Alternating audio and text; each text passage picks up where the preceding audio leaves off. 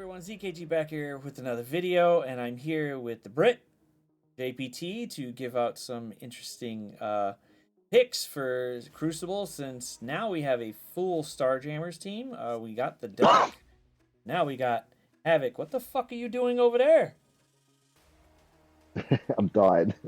Oh, that definitely wasn't Goose. That was you. I was just like, holy shit, it scared the shit out of me. Okay, that definitely wasn't Goose. But hey, if y'all were listening in the car, that should probably woke you up. So, besides that, how are you feeling, man? Well, apart from dying, no, I'm excited for the final week of CC. So we're gonna have an interesting end to the season with a brand new team. So I think it's time for a bit of chaos, which we love on the channel. Yeah, let's get some chaos here. So, room one, Annihilators, big ol', Shadow King and Pav, just to go ahead and throw some wrenches around there, just to have that speed up on them. And I like the team because Gore is going to go nuts too, along with Pav, which give more speed bar to Shadow King. But if you want to bring in a couple of teams to beat this, it pretty much can. But having these two on there plus Gore, it could mess them up. Plus, you can't really use Cabal here, so it kind of limits your couple of choices there. But if you don't want to bring in either Pav or Shadow King, Odin could definitely help out here if you're not using him in another room. But that's a really high swap if you wanted to do that. How are you feeling about room one? I think the basis is if you kept it as the fivers uh, we have set there, then it's yeah, Shadow King is an important character in a lot of places, but apart from that, the four piece path and the annihilators is they can mess up a lot of teams purely because of whoever path decides to target. And when you got that room as well, with the room rule, if he's going first and if you make him a striker, putting all the bleeds down, and then you've got some raiders on that team like Gore, he's doing double hits. So damage can rack up pretty damn quick. So, and then say if they are starting to use their rolls, then Shadow King's going to do his, and it's just a bit of a snowball really. And if it pulls something like Immortals, I would say that's a win because that's a pretty important team, and you're using Immortals on five good characters, if should we say, not amazing characters, but good characters, so nothing majorly important. So I'd say that's a good exchange. All right. Now we got room two. We got the spiders, sus, and big time, just to have a lot of speed going there. This is just a really big speed room. If you want to throw sus in here, you can. I just did it because it just gives you it kind of pulls one of the creepy teams to destroy them, which is Illuminati or Immortals, Cabal, or now the Starjammers, if you have them on offense. And it kind of shuts them down because of sus. But if you don't, it is a little hard to get around sus, especially since a lot of teams have a lot of buffs. Or you could replace them with Dorm or Ghost Spider if you choose to, but it's really up to you.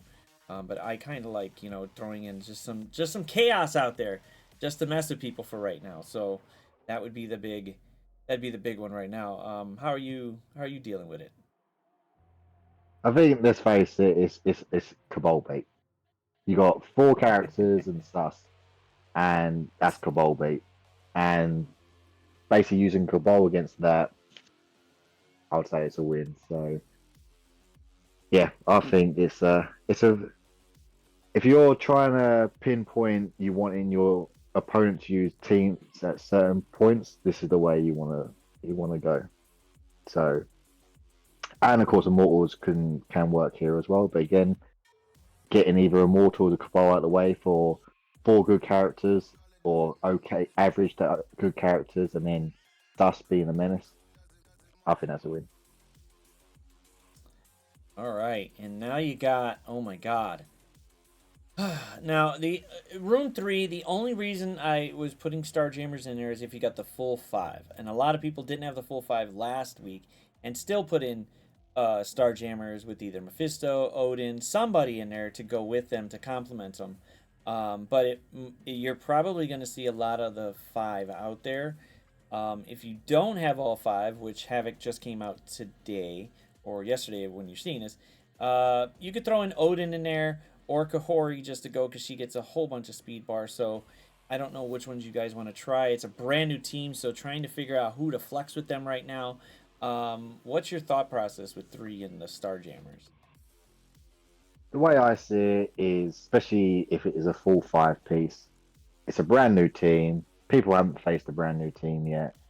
So it's always the typical rule something brand new can trip someone up. So, as it's the last week of CC as well, it's kind of worth trying because when someone can mess up on a room, that's how you normally win CC. So, I think it's probably at least for first round, maybe two, having them on defense is a good play just because, like I said, they haven't faced them yet, so it can pull either a big team or mess someone up. Room 4, Orchids and beautiful Emma just there to go ahead and try to stop Night Stalkers. And this room still can trip people up because, you're so used to having the speed from the Night Stalkers just to go up against them, and now you don't. Now you're relying on the speed bar, and sometimes it doesn't work as well, especially once some slows get out there or, something else occurs where you're just getting wrecked really fast. So please try to use caution here. I did put in there either Mephisto, because I have seen Mephisto be in there with the Orchids, or just another Taunter if you have them, because there's not too many Taunters you could just like plop out there. I personally like Sticky only because it's kind of like a ode to this other Sticky guy we knew.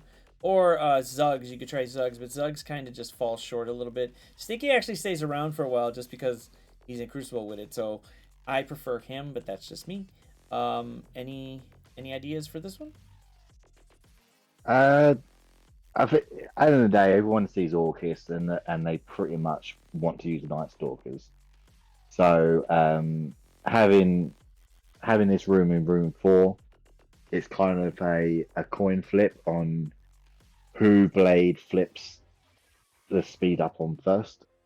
And generally, if he doesn't flip his own speed, slow to speed up, that's what can shut the team down. And having the new Emma there also prevents Oath and Man-Thing doing their passive speeds. So it's just a nice RNG coin flip team, I'd say. So and say if you can mess up their turn meter and then you can just get the win through that way, either combat cancel or they have to follow through the attack, and then that's now Night Stalkers taken out. So I think it's a nice team to use. All right, room 5. I know everybody hates the room because it just stays around and mutants come around here. So we're throwing in the mutants that we have that are somewhat decent. We need more city characters. We need more mutants, and they have to be somewhat fast, so that way we could start moving around more. But right now, Extreme plus Rogue seems to be the best bet. You could try Nightcrawler in there, but some people have basically put Nightcrawler on offense. Or you could put Squatch in here just to so you have to go after Squatch first before you can get to Forge, and then hopefully he dies or he doesn't, and then you're probably screwed a little bit by Rogue. You still could beat this room by overpowering it, but then again, it's an easy cleanup if you do mistakenly not beat it. But any good thoughts about this room? I think it's the same we've always said about this room. If you mess up, you mess up. So you can't. It's one of those teams. It's just a standard. Might as well use for room 5 because if you trigger Forge, a lot of times it's either back out, start again, or damn it, efficiency sink. So yeah, you can't go wrong. Yeah, I like it, but I don't like this room. But hey, it is what it is. We're stuck with it. Final room, room 6, which is usually, it could mess you up a little bit, and it has messed me up. I will just say this now, it's a fly. Shut up. Illuminati, Odin, and you could throw in a Taunter here. I put in there Squatch, but you could put in Black Knight or put in there Doctor Strange just to mess with some interesting counters because of the charges. But this seems to be a decent play in here because there's Illuminati really is effective with either their special or their ult, so whichever one, they're pretty much ready to go. How do you feel about this room? So yeah, it's the typical, which, like I said last time, I hate the team. But if you aren't using Odin with Illuminati, and if you do decide to put them in room one we said earlier, then yeah, having Illuminati with BK is always a nice little combination because Black Knight can ruin someone's day, and then normally, or someone can messes up with the whole Superior Six Logan comp because of how the charge mechanic works. So it's a nice little trip up. But yeah, ultimately, if you are doing like everyone does, Illuminati Odin, then oh, I'm bored. I hate it. Get And then so frustratingly, Starjammers don't look like they can, especially at a low level, can beat this team. So Yeah, we're they stuck could. with They it. Yeah, we're stuck with it. You could try to, like I said, switch them out with Black Knight and Doctor Strange, but it's really up to y'all what y'all want to do. But that's a lot of it's a couple recommendations from some people moving up with it, and we want to make sure at least people have some fun with it. But I And think what? as I say, and as you see on our list we had this week, there's no Mephisto on defense. So remember, you've now Mm, got him available to be used in any room. Um, and is a well-known use against Odin Illuminati, so you've now got that available. definitely wanna make sure you remember that. With no, Starjammers do kind of just stop Mephisto in his tracks. But there are you got to remember that you do have an offense if you're not gonna stick him on defense. But if you do stick him on defense, Starjammers is probably coming for him unless you're pretty smart. But I'm gonna leave that one. I'm gonna leave that one alone. Yep. Yeah, I'll leave that one alone. But I it's the last week of Crucible. You got whatever you got a bunch of stuff to use. We're gonna throw some chaos into the rinks there too, but hopefully everybody does decently well before next week, where the new Crucible new season starts, which is season 14. All the rules should be revealed by the CC tournament that's coming up next week on the 19th. So hopefully you guys are pumped up for that. There will be some still more surprises coming along the way. It is the anniversary month, so please look out for that. How are you? You ready for next week? Ready to try this chaos? Uh, you know me. I always am. And as it's the last week, um, if you come by on Twitch and you can watch some live attacks, you might find some utter chaos that we have also theory crafted and thought about. So Hmm. a nice little fun one to end the season on.